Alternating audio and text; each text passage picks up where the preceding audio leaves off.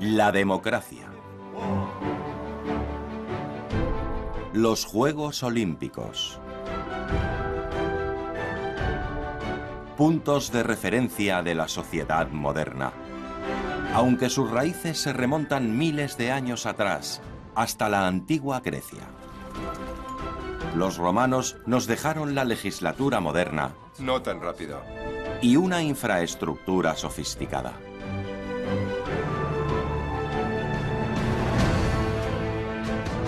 Por otro lado, los vikingos establecieron redes de comercio y descubrieron América mucho antes que Colón. Todos ellos ayudaron a forjar un nuevo mundo. Los griegos, los romanos y los vikingos son los fundadores de la Europa moderna.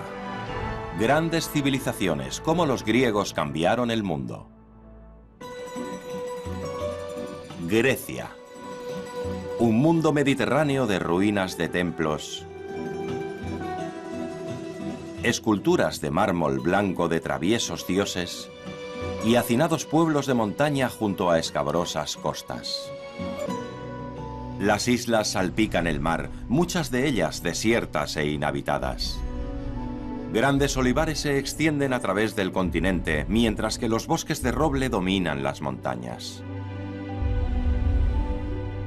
Los pequeños reinos estaban en conflicto permanente.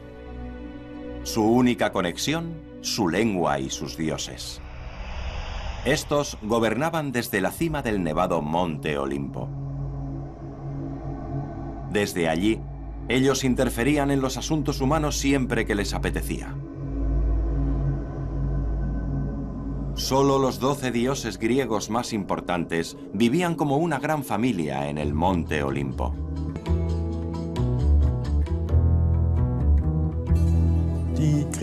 Los dioses griegos son completamente diferentes a lo que nosotros nos imaginamos que son los dioses. No son omnipotentes, ni omniscientes, ni omnipresentes. Pero lo que nos molesta más, desde un punto de vista cristiano, musulmán o judío, es el hecho de que esos dioses son moralmente imperfectos, que se enfrentan los unos a los otros, cometen adulterio, roban y engañan. Pero a pesar de ello, el gobierno de los dioses olímpicos se consideraba justo y fueron venerados durante al menos 1000 años.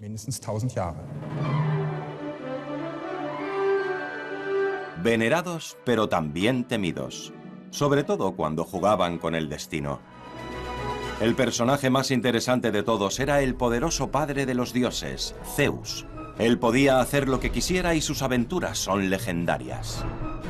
Su hermana era Deméter, virgen y madre a la vez, y encargada de la agricultura y la fertilidad. Su hermano, Poseidón, era el irascible dios del mar y disfrutaba hundiendo barcos. Se dice que Atenea fue una invención y representaba la sabiduría y la guerra. La bella Afrodita se encargaba del amor. Aunque estaba casada, raramente era fiel. A Dioniso le encantaba celebrar grandes festines y estridentes fiestas. Y finalmente, Apolo. Era responsable de todo tipo de cosas, sin olvidar el oráculo de Delfos. En la antigua Grecia a los dioses se les consultaba sobre cualquier cosa. Conseguir su consejo implicaba viajar a un lugar sagrado, supuestamente justo en el centro del mundo, Delfos. Un imponente templo que albergaba el oráculo más influyente de la época. Miles de personas hacían el arduo viaje llevando consigo ofrendas de valor, porque sin ofrendas no había profecía divina. 4 dracmas hemos pagado por esta terca bestia. Apolo lo tendrá en cuenta. ¡Ya lo veremos! Innumerables personas hacían la peregrinación con la esperanza de que el destino se tornara a su favor. Incluso famosos reyes como Creso y Alejandro Magno creían en la profecía divina. Ganancia o pérdida, guerra o paz, victoria o derrota, todo dependía del oráculo. Las profecías del oráculo se daban a través de las sacerdotisas, elegidas por su don de ver el futuro. A ella no se le podía consultar directamente. Las preguntas pasaban por los sacerdotes, quienes las transmitían a la Pitia. La ceremonia se llevaba a cabo a puerta cerrada.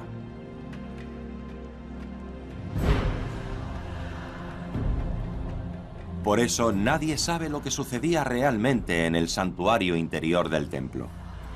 Cuando la sacerdotisa finalmente profetizaba, su lenguaje era confuso, como si estuviera ebria. No se sabe la manera en la que las mujeres entraban en trance. Es posible que pudieran respirar metano y monóxido de carbono que escapaban del suelo en grandes cantidades. Con el tiempo, esto podría suponer una falta de oxígeno en el cerebro.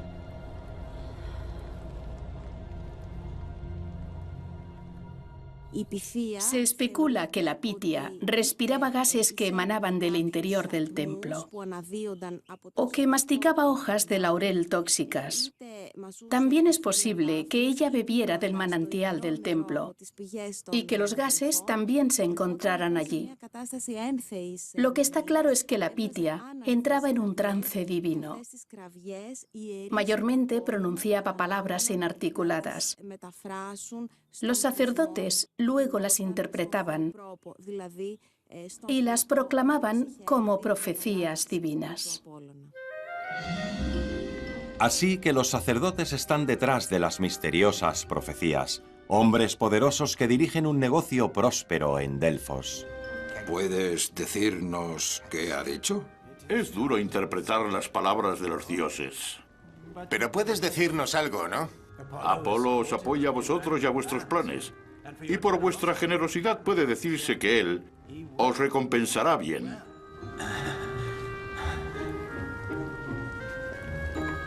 Cuanto más valiosa era la ofrenda, más útiles eran las profecías. Y para asegurar que los mensajes funcionaran para todos, los sacerdotes idearon un sistema inteligente. El poder de los sacerdotes provenía del conocimiento. Mandaban a su gente por todo el mundo para tener conocimiento de lo que estaba pasando en todas partes. Y cuando las personas iban allí y hacían preguntas, los sacerdotes sabían qué respuesta debían darles. Las personas que iban allí mandaban dinero. Los sacerdotes administraban ese dinero y lo guardaban en tesorerías. Esas tesorerías y el dinero que iba para el Delfos se gestionaban como un banco moderno. Y puesto que también emitían préstamos, los sacerdotes obtuvieron mucho poder. Los sacerdotes gestionaban de manera eficiente el centro financiero de Grecia. Irónicamente, los dos preceptos délficos más importantes fueron aparentemente escritos en el frontón del templo: «Conócete a ti mismo» y «Nada en exceso». A pesar de todo, era fundamental mantener a los impredecibles dioses de tu lado. Todas las ciudades-estado confiaban en Apolo para sus negocios. Incluso la poderosa Atenas enviaba ofrendas votivas a Delfos. Se cree que las colonias griegas lejanas tenían sus propios oráculos y tesorerías.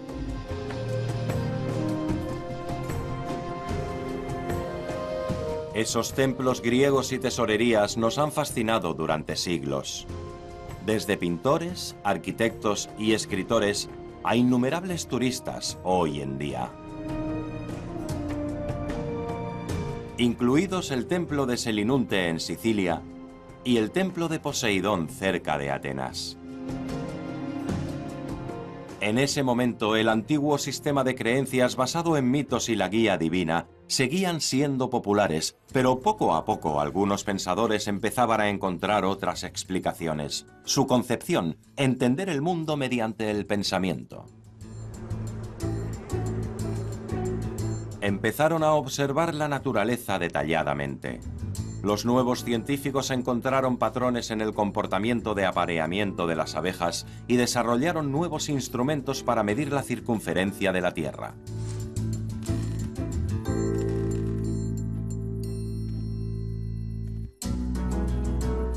Incluso diseñaron un reloj de agua. Su función: restringir el tiempo que los políticos tenían para hablar.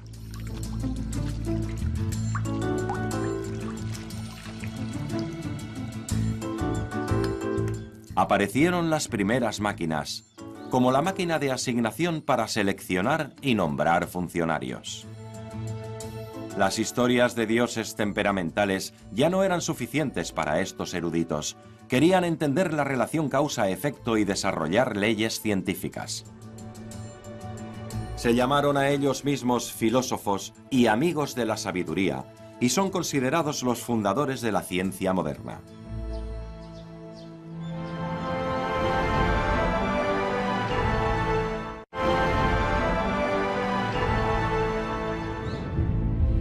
Desde el siglo VI a.C. en adelante, la sed de conocimiento se propagó a través de Grecia como la pólvora. Las escuelas del pensamiento se convirtieron en los nuevos templos, instituciones que sentaron las bases para los centros de investigación de hoy. En el siglo XVI, Roma retoma estas antiguas ideas. El Papa Julio II incluso dedicó un fresco en el que representa a los grandes filósofos en la escuela de Atenas. Uno de ellos es Sócrates, quien sondea a la gente de Atenas con preguntas incómodas y concluye: yo solo sé que no sé nada. Platón es el fundador de la primera escuela de filosofía del mundo. Su objetivo es la búsqueda de la verdad. A su derecha está su discípulo Aristóteles, quien hace historia con la invención de la lógica. Hay muchos rumores acerca de Diógenes, pero pocos hechos concretos. Por otro lado, Arquímedes se considera excepcional. Es famoso por su ingenio incluso en la antigüedad.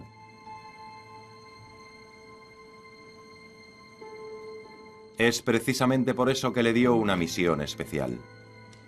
Arquímedes debía averiguar si la corona del rey era de oro puro o si se había diluido con un material más barato. Un duro reto, ya que la valiosa corona no podía dañarse. La leyenda dice que Arquímedes tuvo una idea mientras se bañaba. El sabio se dio cuenta. La cantidad de agua que se desbordaba equivalía al volumen de su propio cuerpo. Concluyó que el volumen de un objeto y su densidad se pueden calcular midiendo el agua desplazada.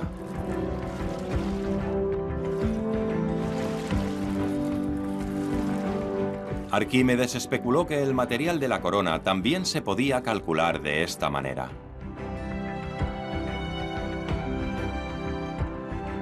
Observa que un objeto con una densidad menor que el agua desplazaba más agua que un objeto del mismo peso, pero con una mayor densidad.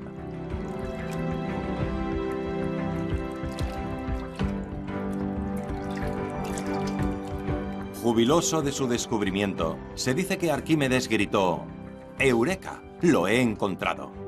Y salió corriendo desnudo a la calle. Arquímedes entonces cogió la corona y un trozo de oro del mismo peso. Si la corona también era de oro puro, ambos objetos deberían desplazar a la misma cantidad de agua. Pero la corona desplazó más. Debe haber sido mezclado con otro material. Arquímedes logró resolver muchos otros enigmas. Todavía se le considera como uno de los cerebros más brillantes de todos los tiempos, y su principio de Arquímedes nunca ha sido refutado. Pero sus contemporáneos no estaban muy alejados de él. Los eruditos de la antigua Grecia diseñaron los primeros mapamundis con longitudes y latitudes. Descubrieron que la Tierra era redonda. Y Ptolomeo calculó cómo los planetas y otros cuerpos celestes orbitaban alrededor de la Tierra. La primera máquina de vapor y una bomba de agua fueron otros notables inventos. Los griegos desarrollaron armas nuevas como la catapulta y chalecos protectores para sus soldados. Arquímedes formuló las leyes de la palanca y sentó las bases de la mecánica moderna. Pero también la geometría y el álgebra se remontan a los eruditos de la antigua Grecia.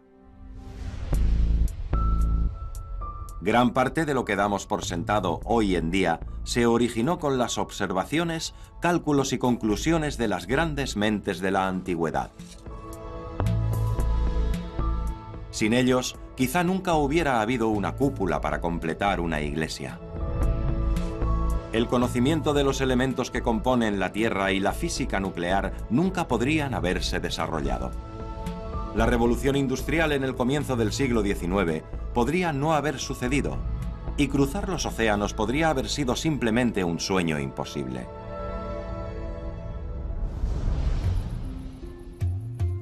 En el siglo VI a.C., una reforma en Atenas cambió las vidas de todos los griegos para siempre.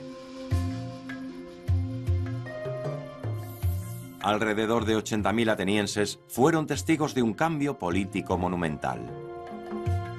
La ciudad-estado estaba en crisis. La gente común se rebelaba contra el rey y las clases gobernantes. Ellos querían tener voz y voto en las decisiones estatales importantes. Este fue el nacimiento de la Asamblea Popular. Todos los ciudadanos de Atenas podían formar parte, al menos casi todo el mundo.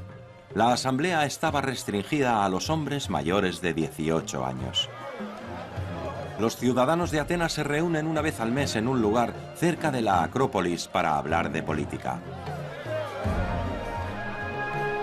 Una asamblea popular con reuniones regulares. Era la primera vez en la historia. Esto marcó el comienzo de un nuevo sistema, la democracia. De hecho, la democracia fue producto de una crisis. Primero, los griegos luchaban entre sí. Luego tuvieron que defenderse de los persas. Todos, desde los nobles a los agricultores, necesitaban defenderse seriamente del enemigo que avanzaba. Los ejércitos de las ciudades-estado reunieron miles de soldados. Pobres y ricos luchan hombro con un mismo propósito. Después de todo, su independencia estaba en juego. Atenas también construye una flota. Eran necesarios miles de remeros para mantenerlo en movimiento, los cuales eran reclutados de entre los más pobres de la sociedad. Juntos, los griegos eran fuertes. Vencieron a los agresores persas en 2 batallas decisivas, pero hubo consecuencias políticas. A cambio de arriesgar sus vidas por el Estado, los soldados ahora pedían más derechos, en particular aquellos de la población común. Después de todo, todos ellos contribuían a la victoria o la derrota, ya fueran agricultores o jornaleros, nobles o simples ciudadanos. Ahora todos querían tener voz. Pasarán alrededor de 200 años antes de que alcancen su objetivo. Las experiencias de los ciudadanos de Atenas en las batallas colectivas y el intento de encontrar soluciones comunes durante los preparativos para la guerra fueron factores decisivos para la aparición de la democracia. Los ciudadanos de las otras ciudades-estado tuvieron experiencias similares, pero en Atenas la idea de la democracia surgió especialmente rápido. El nuevo mantra es el gobierno del pueblo. Pero eso solo incluye a los ciudadanos varones adultos de Atenas. Las opiniones de las mujeres, los niños, los esclavos y los extranjeros son irrelevantes. Están excluidos de todo. La rica nobleza tiene la mayor influencia en la política. Los funcionarios de rango menor van segundos y la tercera clase la componen comerciantes, artesanos y agricultores ricos. La cuarta clase se compone de jornaleros. Pero todos ellos pueden contribuir en la Asamblea Popular. Estamos donde la Asamblea Popular ateniense se congregaba, Nix. Los restos del podio de los oradores están al fondo. Este es el lugar donde los ciudadanos de Atenas solían reunirse para tomar todas las decisiones concernientes a la ciudad. Los antiguos griegos dejaron más tablas de piedra que cualquier estado anterior a ellos. Miles de decretos cincelados en piedra. hacen referencia a todo tipo de decisiones, proyectos de construcción, si Atenas debería ir a la guerra o si debían gastar dinero en fiestas. Las decisiones más importantes de la Asamblea Popular se registraban en estelas como estas. Luego eran erigidas en lugares públicos tales como la Acrópolis o el Ágora, el mercado. Esta estela, por ejemplo, lleva 2 ordenanzas fiscales. En primer lugar, ¿quién recogía los impuestos de los aliados de Atenas? Y en segundo lugar, ¿cómo se debía recoger ese dinero? En esta estela hay imágenes de receptáculos, bolsas y monedas. Estos simples símbolos significan que es hora de recaudar impuestos. Todo el mundo podía verlos y entenderlos inmediatamente. La palabra fori o impuestos aparece con frecuencia, aunque estos solo se emitían cuando era necesario, puesto que eran pagos únicos. Cuando la Asamblea Popular aprobaba una ley, se hacía efectiva inmediatamente y todo el mundo podía leer sobre ella en las tablas de piedra. Cualquier persona incapaz de leer podía pedir a un lector municipal que lo recitara para ellos.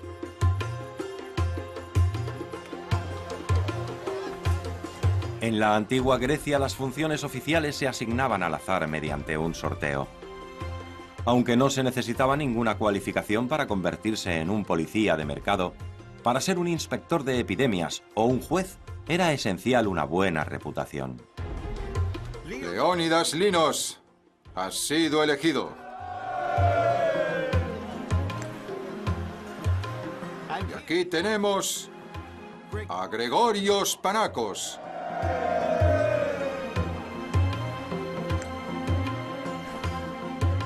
Y Galamis también ha sido elegido. Los griegos inventaron la máquina de adjudicación especialmente con este propósito. 2 estaban situadas en la entrada del lugar de reunión. Las ranuras en la parte frontal se dividían en 5 columnas.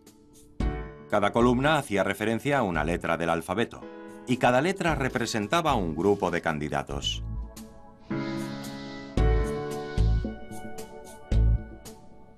Las placas de identificación de los candidatos se insertaban al azar en las ranuras del grupo al que pertenecían. Luego se tiraban canicas blancas y negras a la máquina de adjudicación para seleccionar los nombres. La blanca significaba elegido, negra, no elegido.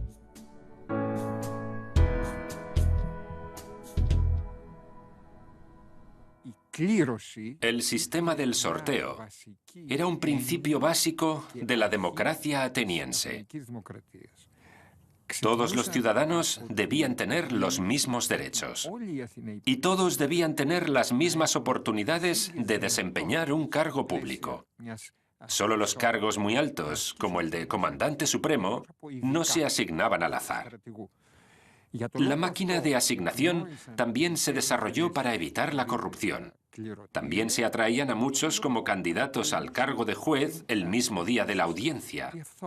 La persona seleccionada tenía que ir al juicio inmediatamente. De esta manera, era completamente imposible sobornar o influenciar positiva o negativamente a un juez.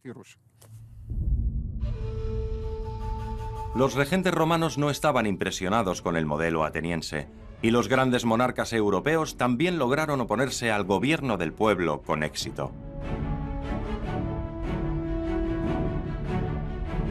En toda Europa, la población tuvo que luchar con fuerza por sus derechos a lo largo de los siglos. Al final, la democracia vuelve con la Revolución Francesa en 1789, 2000 años después de que los griegos la inventaran. Las mujeres finalmente consiguen el derecho de voto en el siglo XX.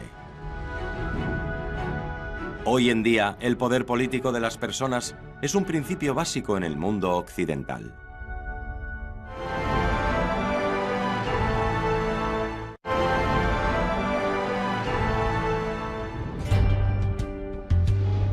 En la antigua Grecia, cualquier persona que quisiera ser político también debía ser un buen guerrero. Tener un buen estado físico era obligatorio para los hombres jóvenes.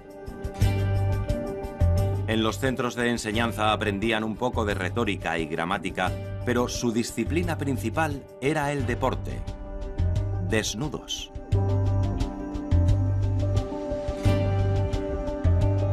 De hecho, la palabra gimnasio significa lugar donde ir desnudo. Las exigencias eran muy altas. Cualquiera que demostrara tener verdadero talento durante el entrenamiento recibía apoyo para competir en los grandes eventos deportivos como atleta. Tener un cuerpo perfecto era importante. Los antiguos griegos fueron los primeros en llevar al extremo el culto a la imagen corporal. Sus ideales de belleza estaban tallados en piedra para que todos lo vieran. Por primera vez en la historia, las estatuas eran realistas.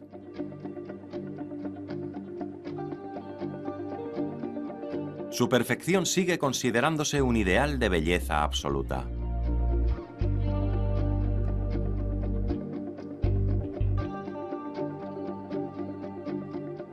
La época del Renacimiento retoma todos esos ideales y se crean nuevas obras de arte basadas en los antiguos modelos. Pero para estos artistas no era tan importante una belleza inmaculada, sino la perfecta reproducción de la anatomía humana. Y ningún hombre del Renacimiento sometería su cuerpo a ese entrenamiento tan duro. La escultura griega utiliza como tema el cuerpo humano. Esta puede representar un dios o puede representar un atleta, pero no muestra realmente un cuerpo promedio. Al igual que hoy en día hay una búsqueda de cuerpos ideales. Estos están reproducidos con sorprendente detalle, llenos de matices atléticos, los cuales muestran todos los músculos y unas costillas pronunciadas mientras realizan hermosas poses.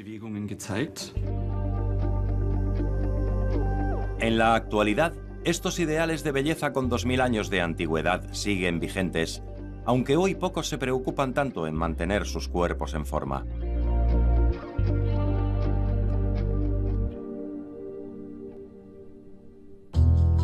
Los jóvenes griegos eran muy diferentes. Su estado físico servía tanto para la batalla como para los deportes competitivos. Había alrededor de 300 acontecimientos deportivos cada año. Los participantes eran ambiciosos. Ganar traía dinero y oportunidades profesionales. Las viejas disciplinas han soportado el paso del tiempo.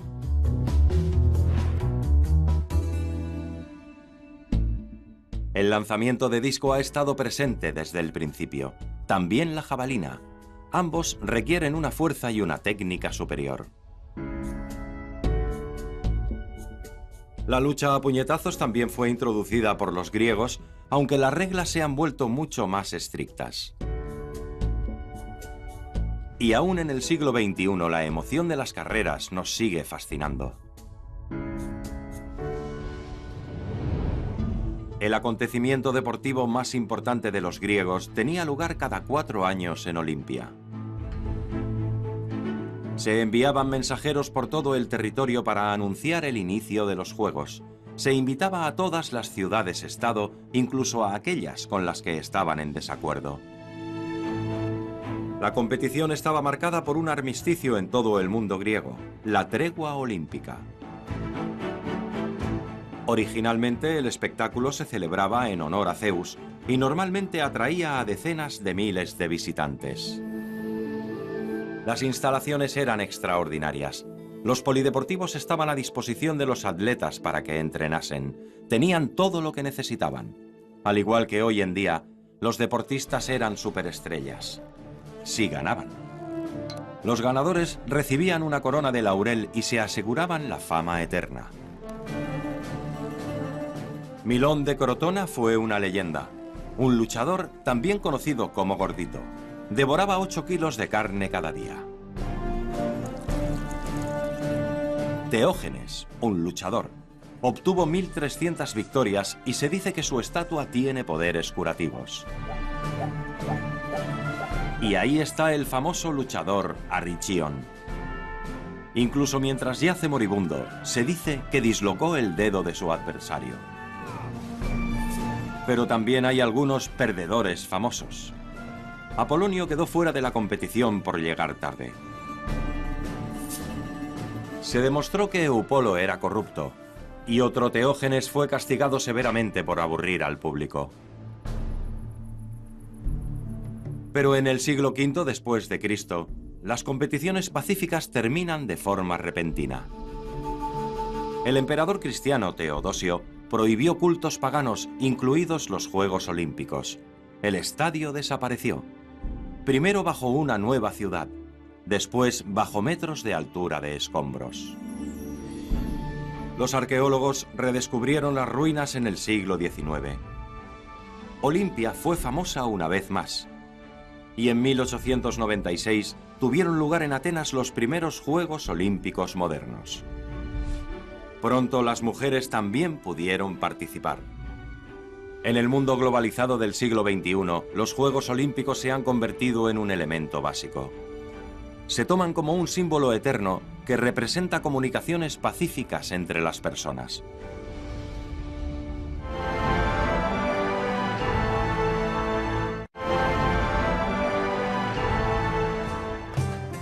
El teatro fue también importante, aunque hoy no es tanto una actividad de masas. En la antigua Grecia, cada pequeño pueblo tenía su propio teatro, lo cual era un orgullo para sus habitantes.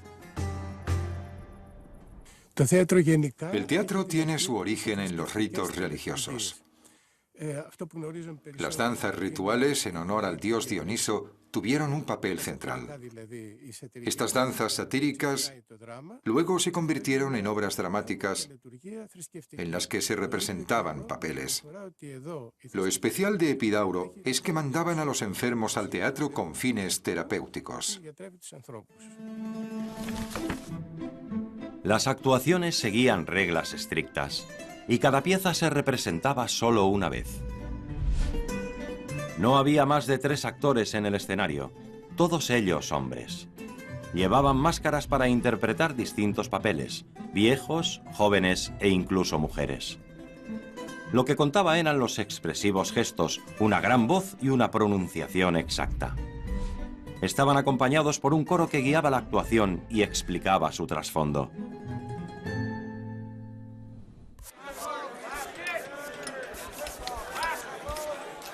¿Por qué no están terminadas? La actuación es ya mismo. Daos prisa. Los más importantes eran el comisario, un noble que se encarga de pagarlo todo. Impresionante. Y, por supuesto, el escritor de la obra. Repítelo. Ah, Eurípides. Parece que tu nueva obra también es espectacular. Sí, por supuesto. Cuando pienso en tus últimas obras, no dudo que haces un gran trabajo, pero... Dime lo que piensas. No entiendo por qué al final todos tienen que morir. Es una tragedia, es por eso. Algo divertido y ligero podría también estar bien. Algo con lo que reírse, ¿eh?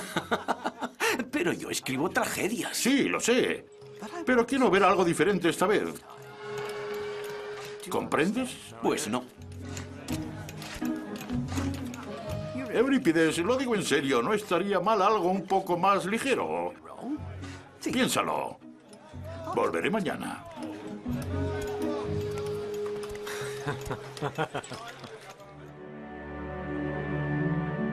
Las epopeyas son poemas de héroes trágicos escritas en verso con mucha palabrería, como por ejemplo las de Homero.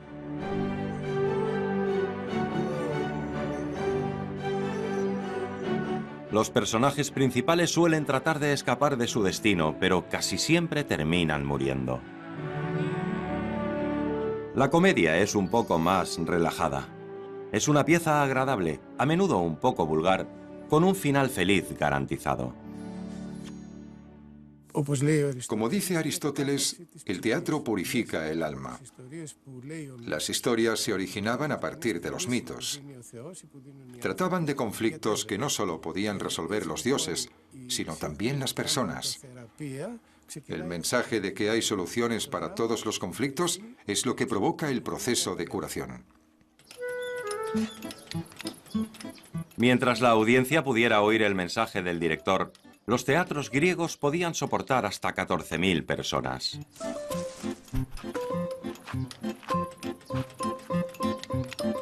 Tiene que ser más expresivo. Vuestros gestos tienen que ser mucho más expresivos. ¿Comprendéis? Se trata de la vida y la muerte. Tú date prisa en lugar de estar embobado.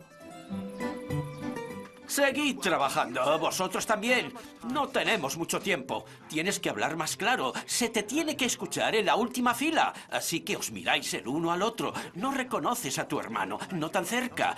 Bien, bien. Venga, sal. No seas tímido.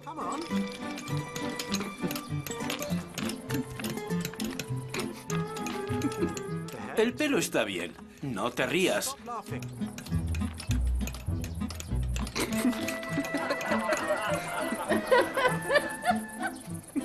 Esto no está bien. Esto hay que arreglarlo de alguna manera. Dile a los sastres que lo hagan todo de nuevo. En el teatro de Epidauro, cada palabra se podía escuchar hasta la última fila. La estructura es famosa por su excepcional acústica.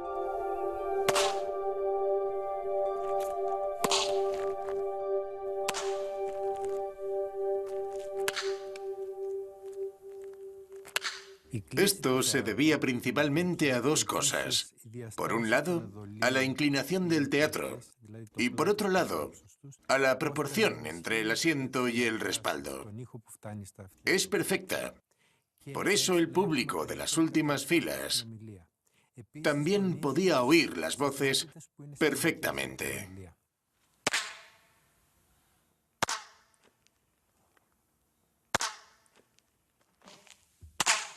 Las frecuencias aumentan de abajo hacia arriba. Es normal que el eco se concentre aquí. Cuando nos alejamos nos damos cuenta de que el sonido cambia porque la simetría del eco cambia. El Epidauro se construyó con una acústica perfecta. Pero no sabemos si los griegos lo planearon así. ¿Hicieron cálculos exactos o fue simplemente fruto de la experiencia? Eso será siempre un secreto.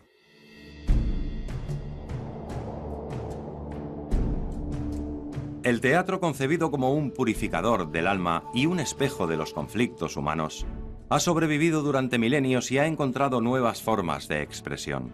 No solo los famosos escenarios del mundo, sino también los cines muestran historias felices o tristes todas las noches.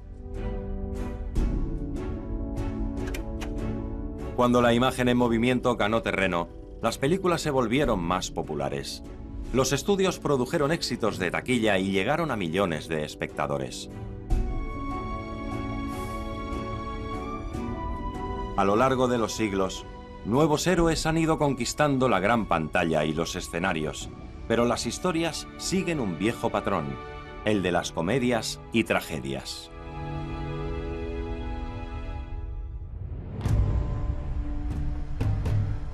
La cultura griega se extendió en la antigüedad por todo el mundo. El responsable fue Alejandro Magno, el rey de Macedonia.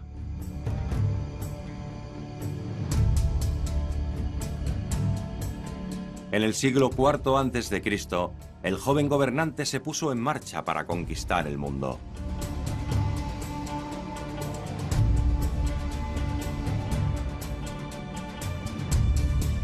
Obligó a las ciudades-estado griegas a estar bajo su gobierno y creó un imperio.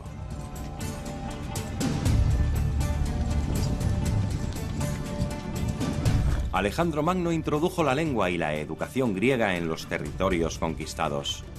Una nueva época comienza, el helenismo.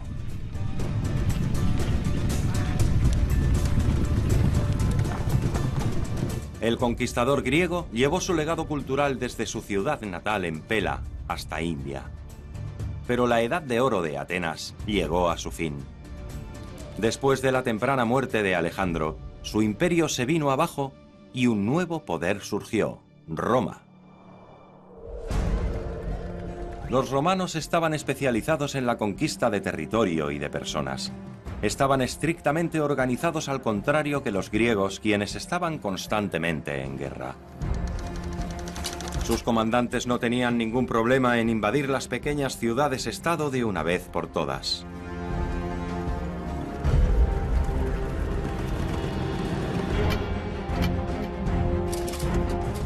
En comparación con los ambiciosos romanos, los griegos siempre se mantuvieron como al principio, demasiado diferentes y demasiado desunidos para combatir contra Roma.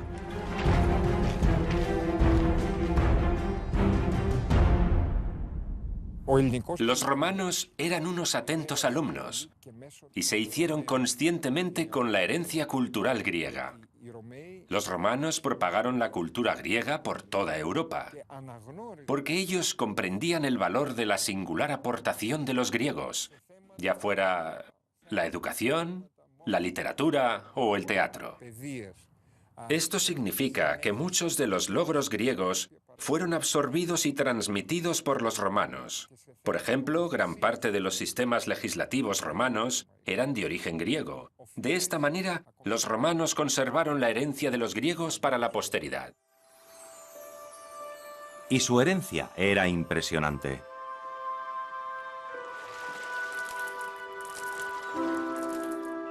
Su incansable búsqueda de explicaciones conduce a los griegos a descubrir las leyes universales de la naturaleza y a sentar las bases para la ciencia moderna.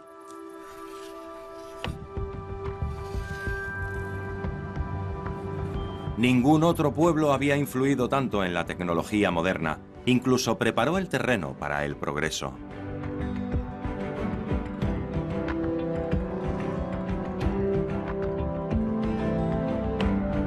Gracias a sus investigaciones, no solo podemos estudiar hoy el mundo, sino también el espacio. Su arte contando historias dio lugar a las grandes obras de la literatura mundial e inspiró a la industria del cine. Sus teatros sirvieron de modelo para grandes estadios, los cuales alojan a decenas de miles de personas en grandes actuaciones.